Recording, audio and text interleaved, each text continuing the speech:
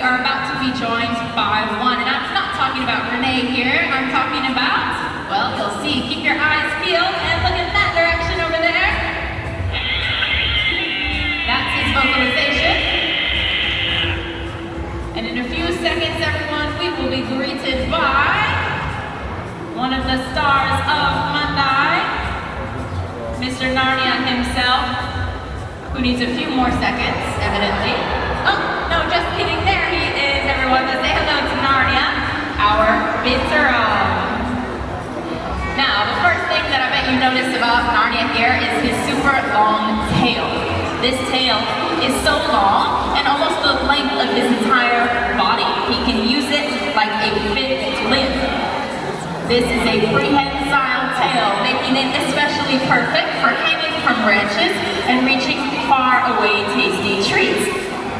Now Renee also has with him a target stick, which is an essential tool when conducting positive reinforcement training, which is the type of training that we do here with our animals. It serves as a guide, showing Narnia exactly where and what we want him to do, and then if he follows the target stick, he gets his favorite treat, which tonight is bananas. So Narnia, beautiful tail. Now these animals are known to smell almost exactly like a common movie theater snack. What do you eat at a movie theater? Popcorn, and that's right. That's what Bitterons smell like. Buttered popcorn. Although to me, they smell a bit more like pandan leaves, so it depends on who you ask. In addition to being known as bear cats because of their unique appearance, these animals are also known as the gardeners of Asia because they eat a large variety of fruits, disperse those fruit seeds all along the forest floor, helping forests to grow big and strong. So, gardener of Asia indeed. Now if you missed that incredible prehensile tail in action or want to see it again, don't worry, we've got a close-up video for you.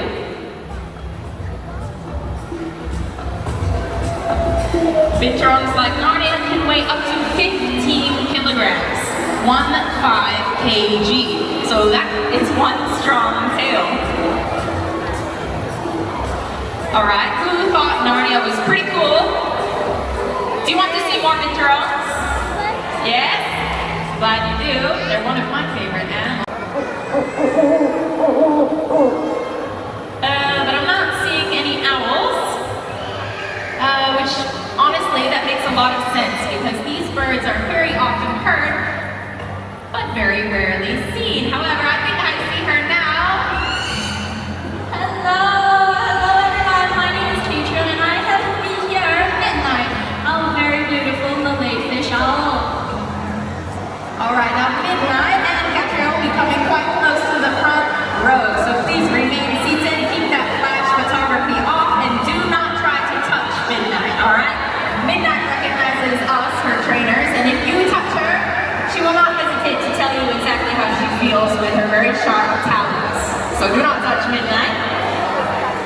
Now Malay fish owls are the most common species of owl that you can find right here in Singapore.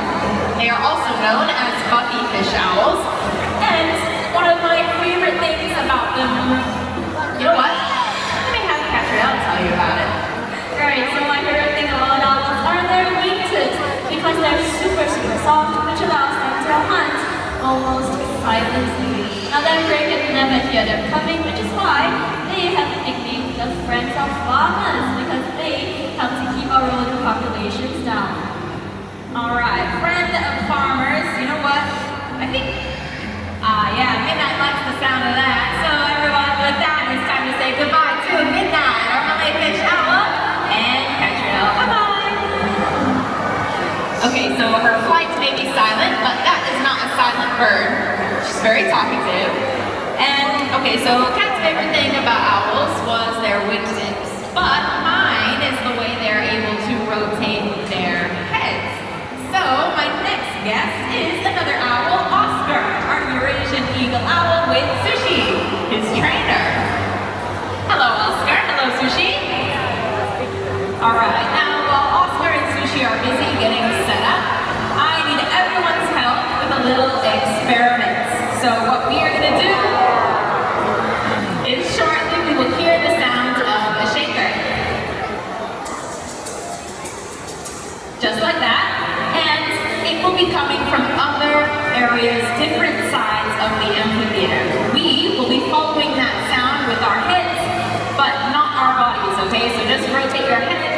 don't move your body. Are you ready? All right, sound crew, whenever you're ready, let's hear it. All right, first sound over here, everyone. Rotate your head to this side. Okay, and the second side all the way over there. So if you tried that out or you were watching me up here at the front, you may have realized that people can really only comfortably rotate our heads from shoulder to shoulder. But Oscar is an owl, and owls do a whole lot better than us. But instead of me just telling you that, how about we show you? So Oscar and Sushi, take it away.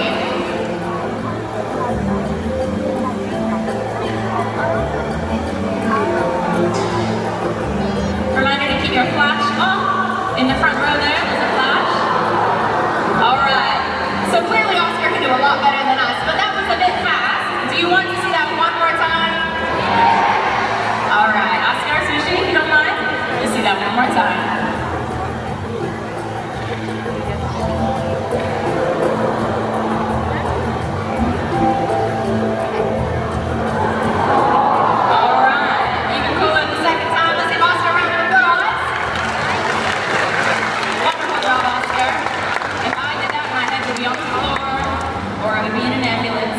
Broken my neck, but Oscar just did a head turn, but how many degrees was that? Do you know? 90 degrees. 360 is a bit too high, bring it down.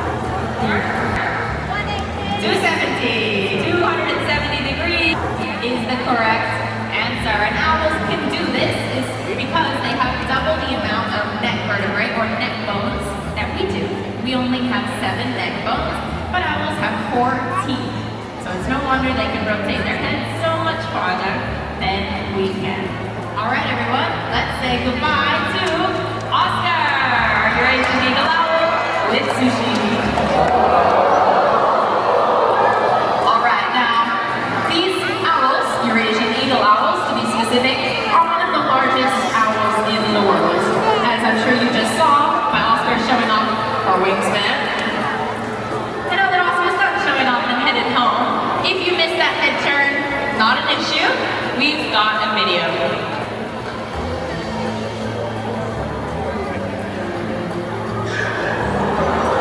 Yeah, cool, right? It almost looks like it would be fake, but it's not. Now, in addition to having these long curved talons, these animals are very fast. They're quick and agile, able to leap in different directions and run really quickly to evade their predators and capture their prey. So alright, we're going to see that speed and agility. We saw the speed. Let's see that agility. 1, 2, 3, 4, 5, 6, 7. Oh, he's so fast. Alright, wonderful. Now another thing is what you're witnessing is kind of an exercise and bonding session for Zaire and Hannah. We are giving him some exercise, we're spending time with him, we're exercising his training skills that he knows, so it's a win-win all around. Now if you look closely at Zaire's coat, you'll notice that it is the exact color of desert sand, and this is not an accident. These animals use their coat color to blend in perfectly with the shifting desert sands. Okay, it looks like they are on their way out just as quickly as they came. They are gone. So let's say goodbye to Zaire and Hannah. All right, Zaire, off you go. For this segment in particular, I will need the help of 2 very brave adult volunteers. So did you know that these quills are made out of keratin? Keratin is the exact same material that our hair and nails are made out of. Pretty incredible, right? Now, Jay is already quite a large mammal, and those quills make him even bigger. But these animals like to burrow in their dens and hollowed out logs, just like that one in the middle, during the day to get away from the heat. So how do they fit into their dens? Well, shortly, if Jay is feeling like it, he will show us an amazing adaptation that has to do with these quills. But Jay, Ming is waiting for you. There we go, off he goes. Now everyone, keep your eyes on this log in the middle. Now look at those quills. 1 second, they're all spread out. And the next, they are smaller. These porcupines can collapse their quills. This helps them fit in their logs and their dens. Incredible, right? Now, Indian-crested porcupines are a kind of rodent. They are the largest species of rodent in Asia. And another large species of rodent you may be familiar with is the capybara. Are there any capybara fans in the house tonight? Yes, capybaras are quite popular. And if you look at Jay's face, you might see some similarities. Rodents share a lot of the same characteristics. They can chew through anything with those big front teeth, and they have an incredible sense of smell. Alright, now that Jay is heading on back, can I get my volunteers back in the middle? How was that? Was that pretty cool? Alright, now you can say you said a porcupine. And everyone, let's say goodbye to Jay. Bye-bye! Off he goes. And another warm round of applause for my volunteers. They did perfectly. Alright, thank you both. I will let you go now. Thank you so much. Now speaking of porcupines, we have a lot of species of porcupine right here at the Night Safari on our... Alright everyone, one final question. Did we meet some remarkable animals tonight? Yes? I'm glad you think so. So do I. But the night is still young, okay? So get on out there, explore our trails, take a tram ride or two, and keep discovering the wilder side of Singapore right here at Mandai. Thank you all so much for being an amazing